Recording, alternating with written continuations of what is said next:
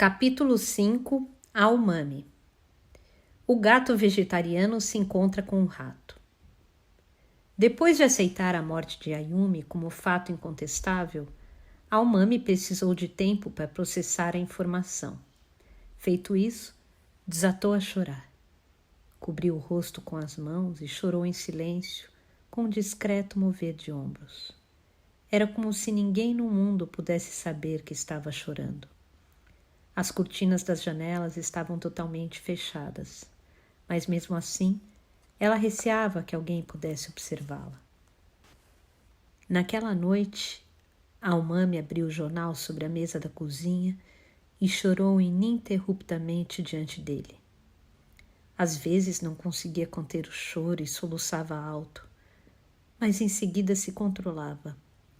As lágrimas contornavam as mãos e pingavam no jornal. Desde que se entendia por gente, a umami dificilmente chorava.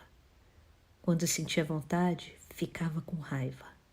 Raiva de alguém ou de si mesma. Por isso, era muito raro que vertesse lágrimas. Mas quando começava, não conseguia parar. A última tinha sido quando Tamaki se suicidou. Quantos anos teriam se passado? Não conseguia se lembrar. Havia-se passado muito tempo. Naquela ocasião, a umami chorou copiosamente durante vários dias, sem comer nem sair de casa. As únicas coisas que fazia era tomar água, que perdia em forma de lágrimas, e dormir um pouco, como se desmaiasse. No resto do tempo chorava sem parar. Nunca mais tinha chorado daquele jeito. Ayumi não existia mais neste mundo. Ela se transformara num cadáver frio e a essa hora deviam estar fazendo sua autópsia. Depois seria costurada e, após um funeral modesto, conduzida para o crematório. Ao ser incinerada, seu corpo se transformaria em fumaça e se mesclaria às nuvens. Por fim, voltaria à terra em forma de chuva, fazendo crescer a grama. Uma grama sem nome nem história. A umami nunca mais veria Ayumi viva de novo. Isso era contra a ordem natural das coisas, algo injusto, um acontecimento terrível. Depois que Tamaki Otsuka partiu, a única pessoa pela qual a umami sentiu algo parecido foi Ayumi. Mas infelizmente havia um empecilho na amizade. Ayumi era uma policial e a umami uma assassina. Apesar de ser uma assassina de princípios, uma assassina seria sempre uma assassina. Sob o ponto de vista da lei, era uma criminosa. A umami estava do lado de quem é preso e Ayumi do lado de quem prende. Por isso, mesmo que Ayumi quisesse estreitar os laços de amizade, a umami precisava endurecer o coração e se esforçava para não corresponder a essa expectativa. Caso se tornassem amigas íntimas, a ponto de compartilhar assuntos do cotidiano, surgiriam inúmeras contradições e reparações a serem feitas, e isso seria fatal para a umami, que a princípio era uma pessoa honesta e direta. Jamais conseguiria manter uma íntegra relação de amizade com alguém se tivesse que mentir ou esconder algo importante. Essa condição deixava a umami confusa, e meter-se em confusão era algo que ela queria evitar a qualquer custo. Ayumi, de certa forma, já devia ter percebido isso. Ela sabia que a umami tinha algum segredo que não podia revelar, e por isso mantinha conscientemente uma certa distância. Ayumi tinha uma intuição excepcional. De fato, metade daquele seu jeito expansivo não passava de encenação e, no fundo, era uma pessoa delicada e muito sensível. A umami sabia disso. Sabia também que sua atitude de defesa devia deixá-la triste. Ayumi devia achar que a umami a rejeitava, que a evitava. Só de pensar nisso, sentiu alfinetadas no coração. Então, Ayumi fora assassinada. Ela provavelmente encontrara um desconhecido em algum lugar da cidade, beberam juntos e foram a um hotel. Depois, trancados no quarto escuro, começaram um apurado jogo erótico com direito a algemas, mordaças e vendas nos olhos. Almami conseguia imaginar a cena. Um homem que estrangula uma mulher com o cinto do roupão e, ao vê-la em agonia, fica excitado até que ejacula. Mas o homem exagera e aperta a faixa com muita força. Era para soltá-la em cima da hora, mas não o fez. A própria Ayumi devia temer que isso acontecesse algum dia. Ela precisava periodicamente dessas sessões de sexo violento. Seu corpo e provavelmente o seu lado psicológico necessitava disso. Não queria ter um namorado sério. Um relacionamento estável a deixava sufocada e insegura. Era por isso que ela preferia transar com homens que encontrava casualmente uma única vez. Nesse sentido, era muito parecida com Almami. A única diferença é que a Ayumi tinha a propensão de ir muito mais fundo. Ela gostava de fazer sexo arriscado, selvagem, e talvez desejasse inconscientemente ser machucada. Almami não era assim. Ela era extremamente cuidadosa e jamais deixaria que a ferissem. Se alguém ousasse machucá-la, ela certamente resistiria. Mas Ayumi tinha a tendência de aceitar as vontades do outro, não importava o que fosse. Nutria uma expectativa do que o outro lhe poderia dar em troca. Uma tendência perigosa, sobretudo por serem homens que encontrava ao acaso. Só dava para saber que tipo de desejo eles tinham ou que tipo de intenção ocultavam na hora do ato. Ayumi sabia muito bem dos riscos que corria. Por isso, precisava de uma parceira mais equilibrada como a Almami. Uma parceira que impusesse limites e a protegesse. A Almami também precisava de Ayumi. Ayumi tinha certas habilidades que ela não possuía. Uma personalidade extrovertida e alegre que deixava as pessoas à vontade. Era gentil, tinha uma curiosidade natural, um espírito de iniciativa semelhante ao de uma criança, e suas conversas eram divertidas. E seios enormes que chamavam a atenção. Ao seu lado, bastava a Almami esboçar um sorriso misterioso que os homens ficavam curiosos. Assim, formavam uma dupla perfeita, uma máquina sexual invencível. A Almami achava que, apesar de tudo, ela devia ter deixado Ayumi se aproximar. Devia ter aceitado seu sentimento, abraçando-a carinhosamente, pois era o que desejava. Ser aceita incondicionalmente, e ainda que por um curto espaço de tempo, se sentir relaxada. Mas a Almami não podia corresponder a esse pedido. Seu instinto de autoproteção era mais forte, além de seu desejo consciente de não manchar a memória de Tamaki Otsuka. Ayumi saiu sozinha, sem Almami, e andando só pela noite foi estrangulada até a morte. As mãos presas a algemas frias e verdadeiras, com olhos vedados e a meia ou a calcinha obstruindo sua boca. O que Ayumi sempre temeu acabou acontecendo. Se a Almami tivesse sido mais receptiva e mais gentil, provavelmente naquela noite Ayumi não teria saído sozinha. Com certeza ela telefonaria para a Almami e a convidaria para saírem juntas. Teriam ido a um local mais seguro, cuidado uma da outra enquanto os homens a abraçavam. Mas, ao que parece, Ayumi não quis incomodá-la. E a Almami nunca tinha telefonado para ela convidando-a para sair. Um pouco antes das 4 da manhã, Almami não aguentou mais a solidão.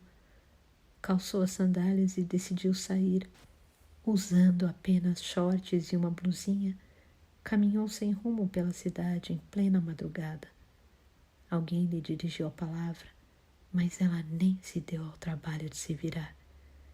Enquanto caminhava, ficou com sede e entrou numa loja de conveniência. Comprou um suco de laranja de 1 litro e bebeu tudo ali mesmo. Depois voltou para casa e chorou de novo. Descobria como gostava de Ayumi, muito mais do que pensava. Se ela queria tocá-la, devia tê-la deixado fazer o que desejava.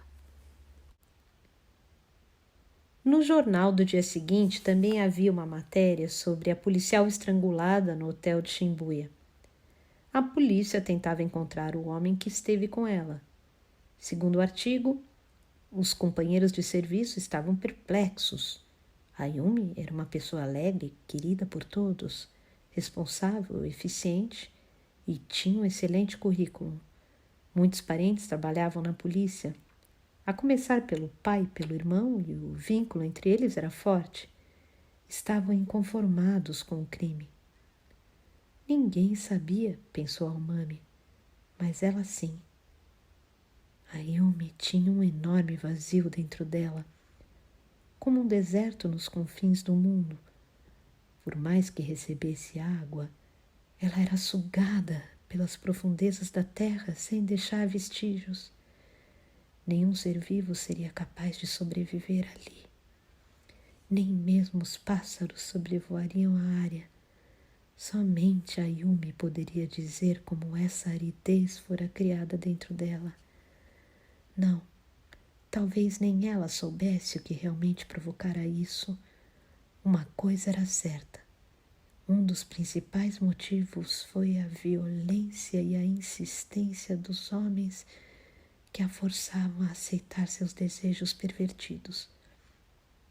Ela procurava cercar esse terrível vazio e para isso criar aquela identidade tão amigável. Mas se arrancasse os adornos daquela personalidade, restariam apenas o vazio do abismo e a intensa aridez que o acompanhava. Por mais que tentasse esquecê-lo, aquele vazio a visitava periodicamente. Num solitário entardecer chuvoso ou ao acordar de um pesadelo. Nessas horas, ela precisava ser abraçada por qualquer um, fosse quem fosse. Almami retirou a Reckler & Koch da caixa de sapatos e com destreza armou o carregador, destravou o dispositivo de segurança, puxou o ferrolho, posicionou uma bala na câmara, levantando o martelo e segurou a pistola firmemente, mirando em um ponto na parede. A pistola não se moveu 1 centímetro. Suas mãos não tremiam mais. Almami prendeu o ar, concentrou-se e soltou-o lentamente. Baixou a arma e acionou de novo a trava de segurança. Sopesou a arma, observou seu brilho intenso. A pistola parecia fazer parte do seu corpo. Preciso conter a emoção, disse a si mesma. Caso punisse o pai e o irmão de Ayumi, eles com certeza não saberiam o motivo. Independentemente do que ela fizesse agora, Ayumi não voltaria mais. Era lamentável constatar que aquilo teria acontecido cedo ou tarde. Ayumi se aproximava lentamente, porém de modo inevitável, do redemoinho fatal. Mesmo que Almami tivesse decidido se aproximar dela, também haveria um limite. Almami decidiu conter o choro. O importante era se recompor, priorizar as regras e deixar os interesses pessoais de lado, como Tamaro havia dito. O bip tocou numa manhã 5 dias após a morte de Ayumi. Almami escutava o noticiário da manhã na cozinha enquanto esquentava a água para o café. O bip estava sobre a mesa. O número indicado no pequeno visor do aparelho não lhe era familiar, mas não havia dúvidas de que era uma mensagem de Tamaro. Ela foi até um telefone público próximo à sua casa e discou o número. Tamaro atendeu no terceiro toque. Já está tudo pronto? Perguntou Tamaro. Está, respondeu Almami. Tenho uma mensagem da madame. Hoje à noite, às 7 horas, na entrada principal do Hotel Okura. Esteja preparada para fazer o serviço de sempre. Desculpe avisá-la agora, mas é que as coisas foram definidas em cima da hora. Hoje à noite, às 7 horas, na entrada principal do Hotel Okura, repetiu Almami mecanicamente. Vou rezar para que tudo dê certo, mas creio que não vai adiantar nada. Você não acredita na sorte? Mesmo que eu quisesse, não sei bem o que significa isso, respondeu Tamaro. Nunca vi acontecer. Não precisa rezar, mas eu gostaria de te pedir uma coisa. Tem um vaso de ficus no quarto. Você poderia cuidar? Não consegui me desfazer dele. Pode deixar. Obrigada. Um pé de ficus é bem mais fácil de cuidar do que gatos ou peixinhos tropicais. Mais alguma coisa? Mais nada. Pode jogar todo o resto fora. Após terminar o serviço, vá para a estação Shinjuku e ligue para esse mesmo número. Darei as próximas instruções. Após terminar o serviço, ligo para você da estação Shinjuku para este mesmo telefone, repetiu Almami.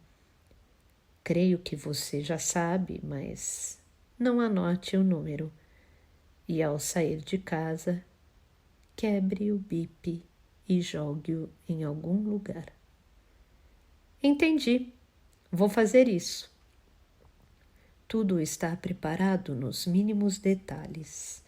Não precisa se preocupar. Deixe o resto com a gente. Não estou preocupada, disse Almami. Tamaro ficou em silêncio durante um tempo.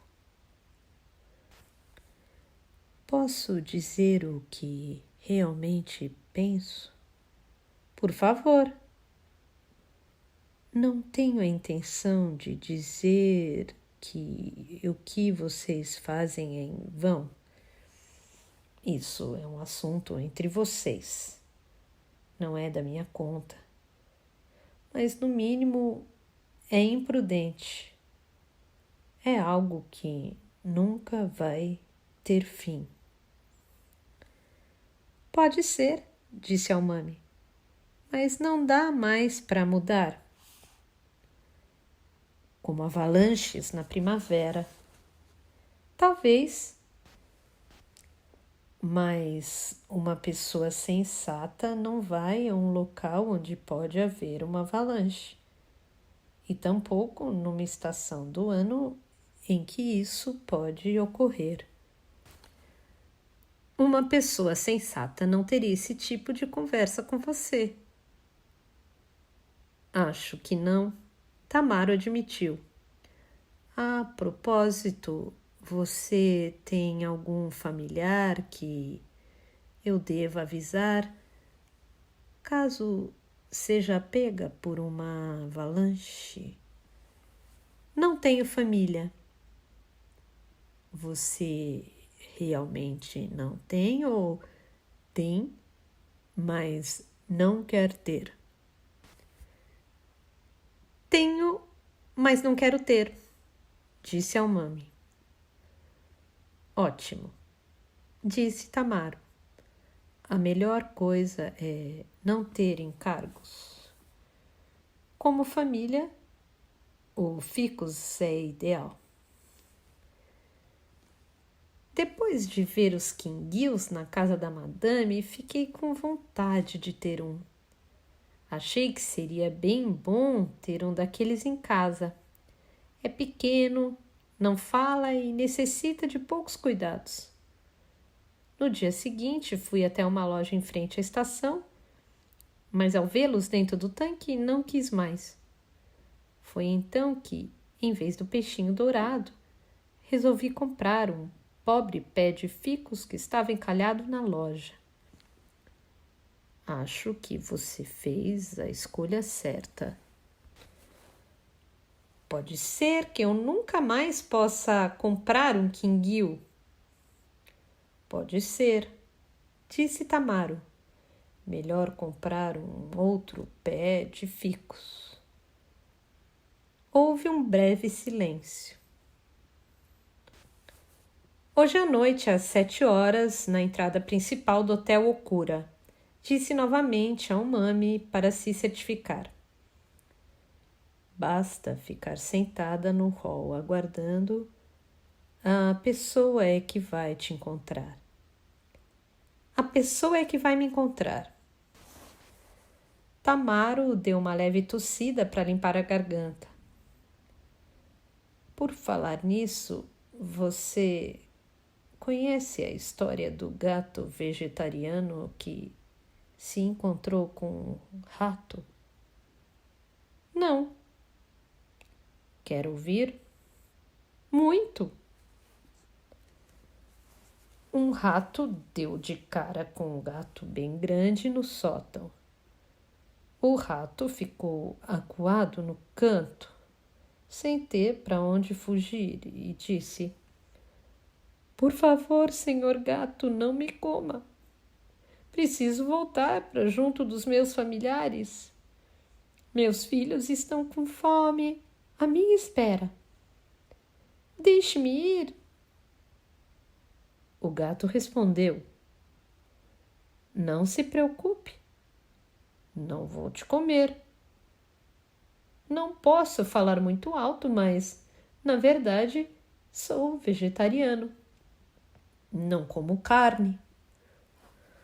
Sorte sua ter me encontrado. O rato disse: Que dia maravilhoso! Sou um rato afortunado. Encontrei um gato vegetariano.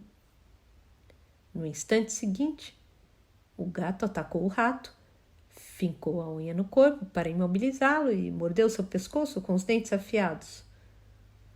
O rato, em agonia, indagou momentos antes de morrer.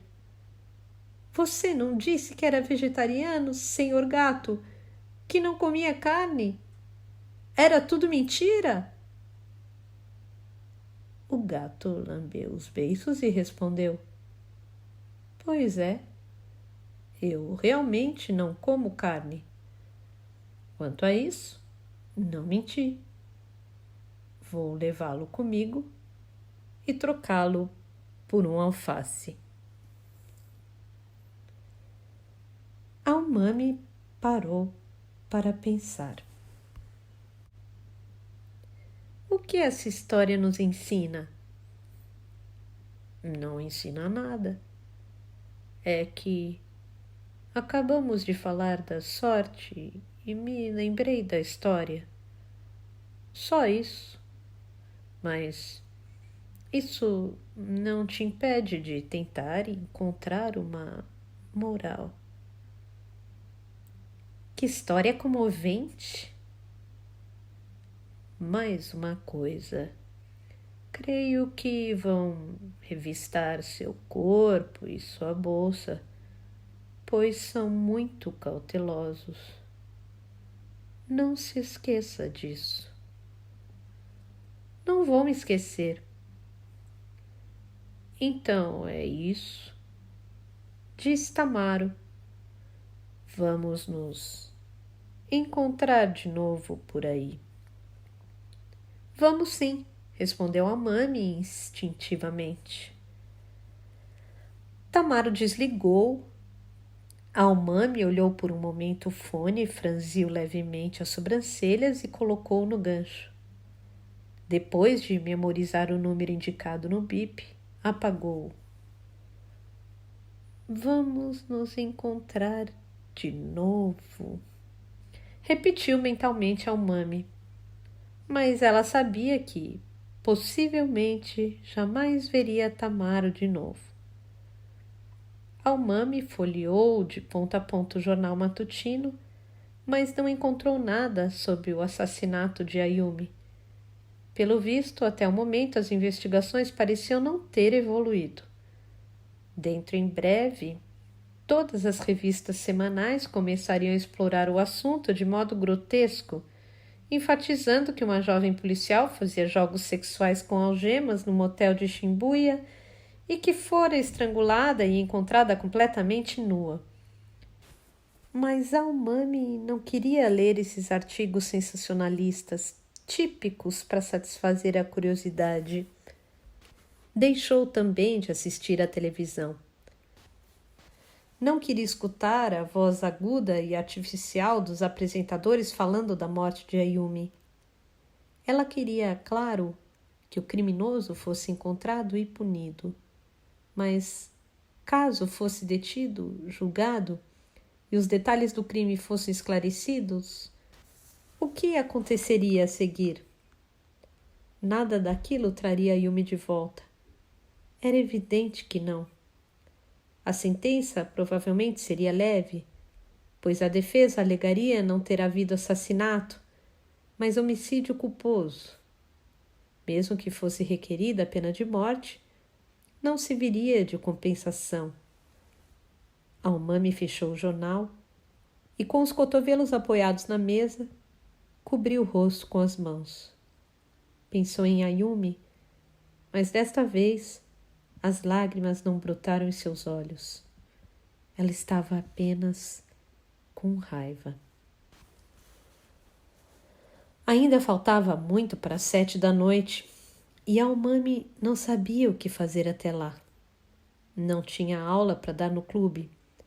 A maleta de viagem e a bolsa estavam no armário da estação Shinjuku, como Tamaro havia sugerido.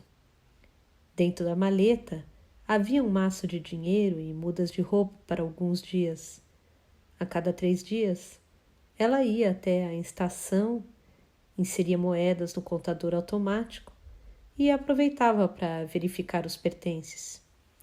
Não havia necessidade de limpar o apartamento e, mesmo que quisesse cozinhar, a geladeira estava praticamente vazia. No quarto não havia mais nada que lembrasse os ares de uma vida cotidiana, a não ser o vaso de ficus. Ela dera cabo de todos os seus objetos pessoais. As cômodas estavam vazias. No dia seguinte, não estaria mais ali e não deixaria nenhum rastro. As roupas que usaria à noite estavam dobradas sobre a cama.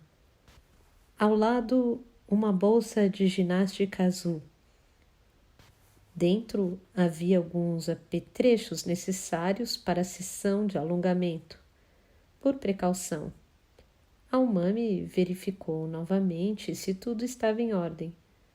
Um conjunto de jersey, uma esteira de yoga, uma toalha grande e outra pequena, e um estojo pequeno e rígido com um estreito picador de gelo.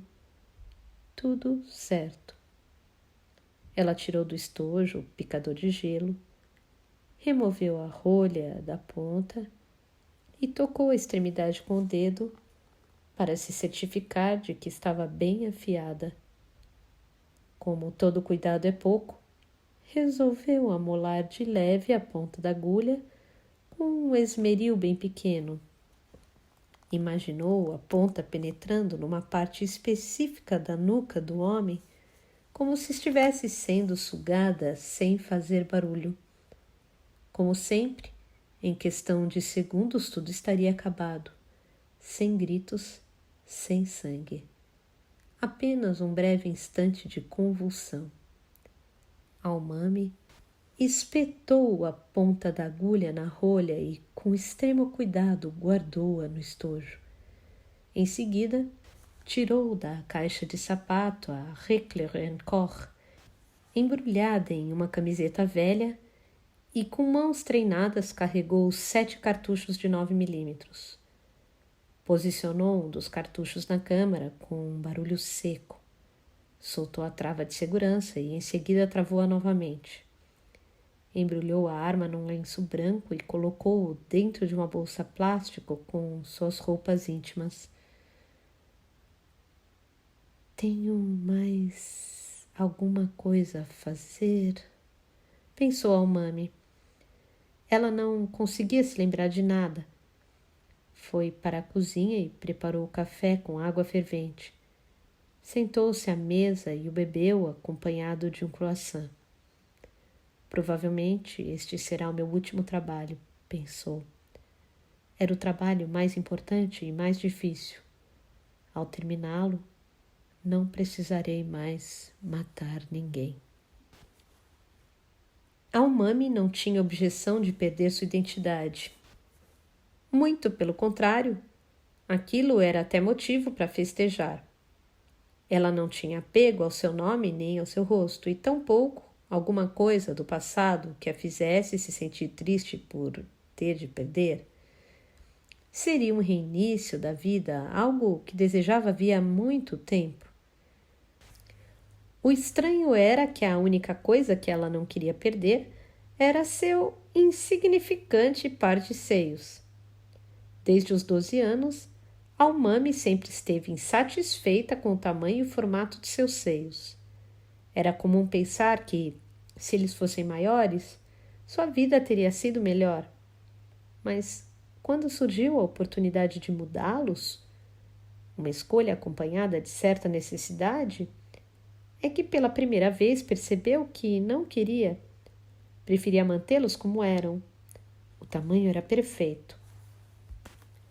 Ela apalpou os seios sobre a blusa. Eram os mesmos de sempre. O formato lembrava uma massa de pão que não cresceu por erro de proporção na mistura. E o tamanho de um era um pouco diferente do outro. Almami balançou a cabeça, mas não se importava com isso. Ela era assim. Que mais ela teria, fora os seios?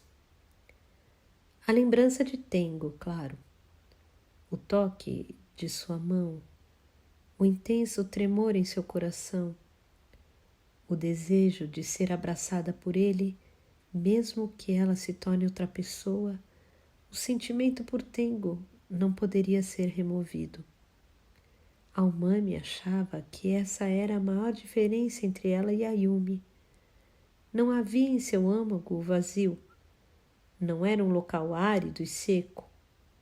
O que existia em seu âmago era o amor. Ela continuaria a pensar em sua força, inteligência e carinho. Ele não existe aqui, mas o fato de o corpo físico não existir significa que ele jamais perecerá. E uma promessa que não foi feita não poderá ser rompida. O Tengo de 30 anos que Almami imaginava não era o Tengo real. Era apenas uma hipótese. Tudo fora criado por seus pensamentos. Ele ainda era forte, inteligente e carinhoso. Seria um adulto com braços musculosos, peito amplo e um pênis viril. Quando Almami queria, ele sempre estava ao seu lado. Ele a abraçava, acariciava seus cabelos e a beijava. O quarto em que os dois ficavam era escuro e Almami não podia enxergá-lo. A única coisa que ela via eram seus olhos. No meio da escuridão, Almami conseguia enxergar seu olhar bondoso. Ela fitava aqueles olhos e conseguia enxergar neles o mundo que ele contemplava. A terrível vontade que Almami às vezes sentia de dormir com outros homens tinha o intuito de preservar a existência de Tengo, manter pura sua imagem. O contato sexual que mantinha com desconhecidos a libertava do desejo de seu corpo. Após se libertar, ela podia ficar sozinha com Tengo num mundo tranquilo e silencioso, curtindo horas de intimidade sem que nada pudesse importuná-los. Provavelmente, era isso que a Umami tanto desejava. Ela pensou em Tengo por algumas horas, sentada na cadeira de alumínio de sua pequena varanda, olhando o céu, ouvindo o barulho dos carros e, de vez em quando, mexendo com as pontas dos dedos nas folhas do pobre ficus. No céu do entardecer, ainda não dava para ver a lua. Faltavam algumas horas até ela aparecer. Amanhã, onde será que ela estaria a essa hora? Não tinha a mínima ideia, mas isso era o de menos, se comparado ao fato de Tengo existir nesse mundo. A Umami regou o ficus pela última vez e colocou a sinfonieta de Anasek no toca-discos.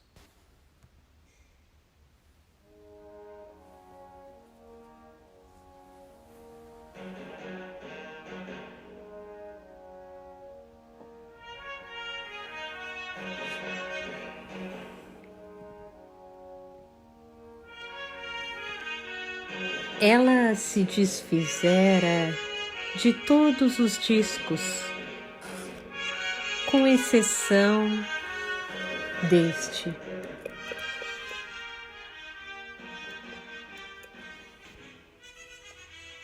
Fechou os olhos e ouviu atentamente a música, imaginando o vento atravessando os campos da Boêmia. Pensou em como seria bom se pudesse caminhar por esses campos com Tengo. Os dois, com certeza, estariam de mãos dadas. A relva verde balançaria o sabor dos ventos sem fazer barulho. A Umami sentira o calor das mãos dele nas suas, e a cena desaparecia gradualmente, como nos filmes, com um final feliz. Depois, a Umami deitou-se na cama e dormiu durante meia hora com o corpo encolhido como uma bola. Não sonhou. Era um sono que não requeria sonhos. Ao despertar, os ponteiros do relógio marcavam 4:30. Com as sobras da geladeira, preparou um omelete com presunto e manteiga. Tomou um suco de laranja direto da embalagem. O silêncio após a cesta estava estranhamente pesado. Ligou o rádio e deixou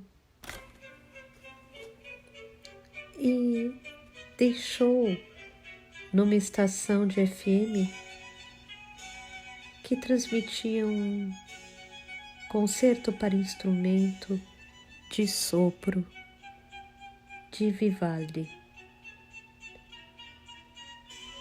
O flautim tocava um trecho de leve trinado.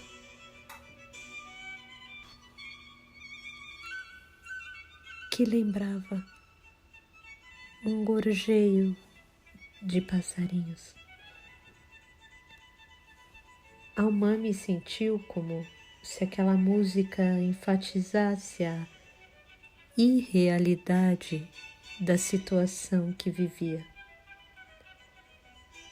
Após lavar a louça, tomou um banho e vestiu a roupa que havia várias semanas estava separada para usar nesse dia. Era uma roupa simples e confortável. Um agasalho de algodão azul claro e uma blusa branca sem adornos. Fez um coque no alto da cabeça e prendeu os cabelos com um pente. Não colocou nenhum acessório. Em vez de jogar as roupas sujas na máquina de lavar, acomodou-as num saco plástico preto e deu um nó. Tamaro daria um jeito no resto. Cortou as unhas e escovou os dentes com capricho. Limpou os ouvidos e acertou as sobrancelhas com uma tesoura. Espalhou uma leve camada de creme no rosto e colocou um pouquinho de colônia na nuca. De frente para o espelho, examinou o rosto de diversos ângulos para se certificar de que estava tudo em ordem. Em seguida, pegou a bolsa de ginástica da Nike e deixou o quarto.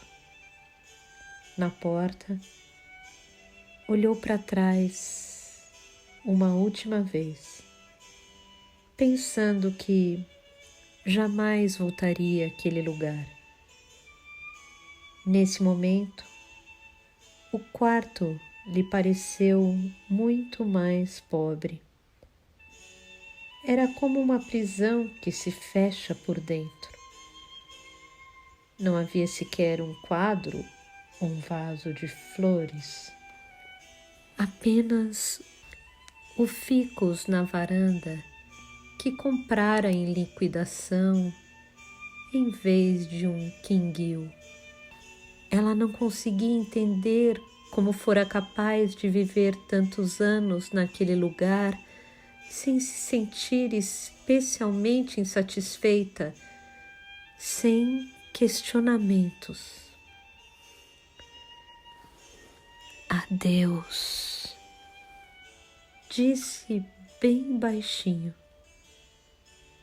Não era uma despedida do apartamento, mas um adeus a ela mesma,